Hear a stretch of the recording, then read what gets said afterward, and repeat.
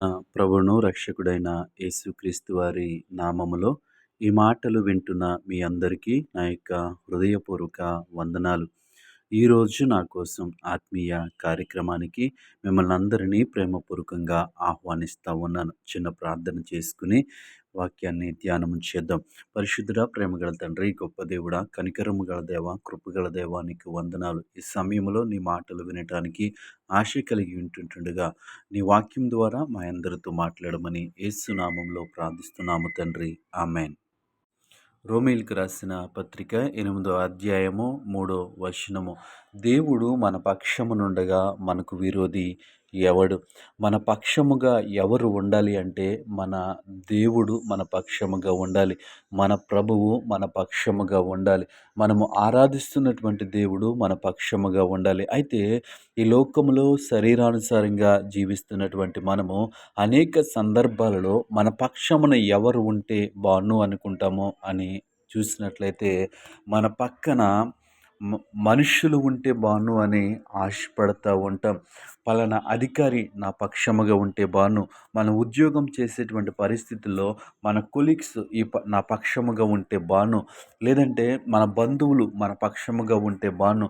పలానా వ్యక్తి నా పక్షముగా ఉంటే బాగున్ను అని మనము ఈ లోకానుసారమైనటువంటి ఆలోచనలు కలిగి జీవిస్తూ ఉంటాం. కానీ ఈ ఉదయకాల సమయంలో దేవుని వాక్యం సెలవిస్తూ ఉంది, దేవుడు మన పక్షమునుండగా మనకు విరోధి ఎవరు? ఈరోజు విరోధులు మన మీద లేస్తూ ఉంటే మన పక్షాన ఎవరున్నారో ఒకసారి ఆలోచన చేద్దాం. దేవుడు మన పక్షముగా ఉండగా మనకి విరోధి ఉండరు. ఒకవేళ ఈ విరోధి లేచినా ఆయన అణిచివేయగలడు. ఆయన ఆ విరోధి మీద మనకి జయాన్ని ఇస్తాడు. మన వ్యతిరేకుల మీద మనకి జయాన్ని ఇస్తాడు. ఎప్పుడు తెలుసా? దేవుడు మన పక్షముగా ఉన్నప్పుడు. ఈరోజు మనము చూసినట్లయితే మన విరోధుల్ని మనము జయించలేకపోతున్నామంటే దేవుడు మన పక్షముగా లేడు.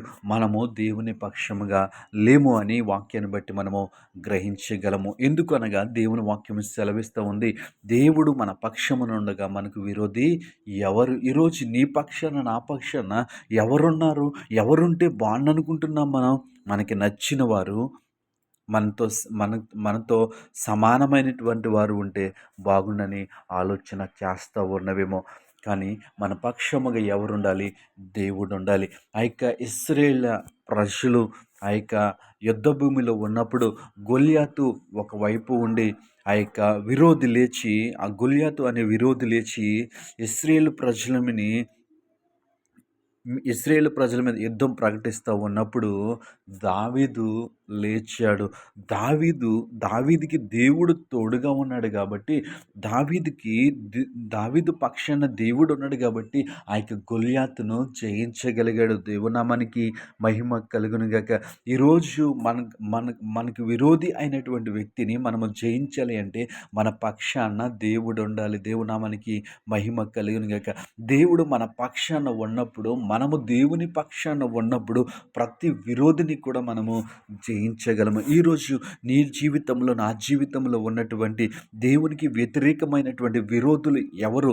దేవునికి వ్యతిరేకమైనటువంటి బలహీనతలు ఏమున్నాయి మన జీవితంలో, మన మనస్సులో, మన శరీరములో అని ఆలోచన చేసుకుని వాటిని మనం జయించలేకపోతున్నామని కృంగిపోవుట కన్నా వాటిని జయించటానికి దేవుడు మన పక్షముగా చేసుకుంటే మనము సులువుగా ఆ విరోధిని మనము జయించగలము. ఈరోజు నీ ప్రార్థన జీవితానికి అడ్డు వస్తున్నటువంటి ఆ నిద్రని, నీ ప్రార్థన జీవితానికి అడ్డు వస్తున్నటువంటి ఆ శరీర బలహీనతని, ఆ విరోధిని జయించాలి అంటే దేవుడు పక్షముగా మనం ఉండాలి.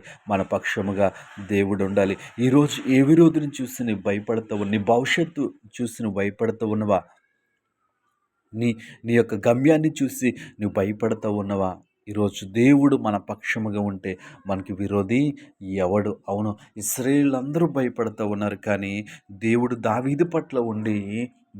దావీదుతో ఉండి దావీదు పక్షముగా ఉండి ఇశ్రాయేలుకి గొప్ప జయాన్ని అనుగ్రహించాడు. పెద్ద విరోధి పైన దేవుడు విజయాన్ని అనుగ్రహించాడు. ఈ మాటలు వింటున్న ప్రియ సహోదరి, సహోదరుడా, ఈరోజు నీకు నాకు ఉన్నటువంటి విరోధుల్ని మనము జయించాలంటే మన పక్షమున దేవుడు ఉండాలి. దేవుడు మన పక్షముగా ఉంటే ఏ విరోధినైనా మనము జయించగలము. కాబట్టి ఈ మాటలు వింటున్న మనకందరికీ కూడా దేవుడు మన పక్షముగా ఉండి మన విరోధిని జయించటానికి ఆయన శక్తిని జ్ఞానమును అనుగ్రహించును గాక.